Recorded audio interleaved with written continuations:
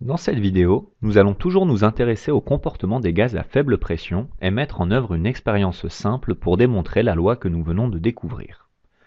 Grâce à l'animation et au QCM que vous avez complété, vous savez désormais que, à température constante et pour une quantité de gaz donnée, la pression du gaz en question est inversement proportionnelle à son volume. Autrement dit, on aura P fois V est égal à une constante. Cette relation traduit ce que l'on nomme la loi de Boyle-Mariotte. Tentons maintenant de la mettre à l'épreuve de l'expérience. Pour cela, on se sert d'un dispositif simple, une cloche en verre reliée à une pompe à vide dans laquelle nous avons introduit un manomètre ainsi qu'un ballon de baudruche. La pression initiale indiquée par le manomètre est de 913 hectopascales, ce qui correspond à la pression atmosphérique dans les conditions de la salle de classe. On peut remarquer que le ballon est très légèrement gonflé. Dans cette situation, la force due à la pression qu'exerce l'air contenu dans le ballon, représentée sur le schéma par les flèches rouges, est égale à la force due à la pression qu'exerce l'air contenu dans la cloche, représentée en bleu. Les deux pressions s'équilibrent alors. Ceci est vrai en tout point de la paroi du ballon.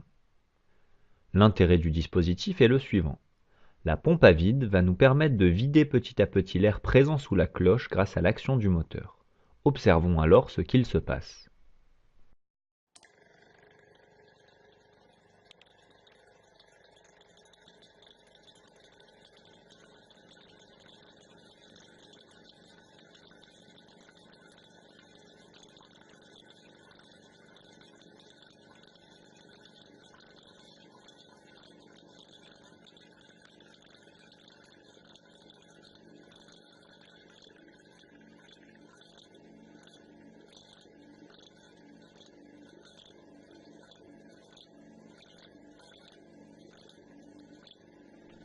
On constate, en observant le manomètre, que la pression sous la cloche diminue rapidement lorsqu'on allume la pompe et, dans le même temps, que le volume du ballon augmente.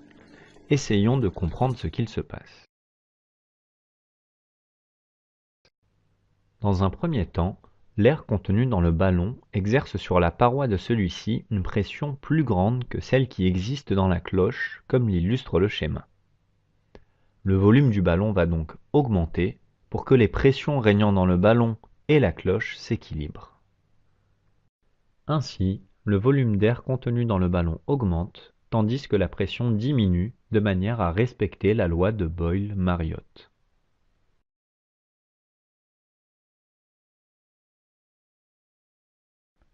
En dévissant un orifice sous le plateau, nous faisons rentrer à nouveau de l'air sous la cloche. Nous pouvons ainsi observer le processus inverse se produire.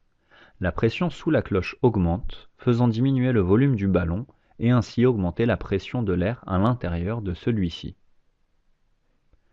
Ainsi se termine notre approche expérimentale de la loi de Boyle-Mariotte. Nous verrons dans les séances suivantes comment ces comportements des gaz peuvent avoir des conséquences dont il faut tenir compte dans des situations du quotidien.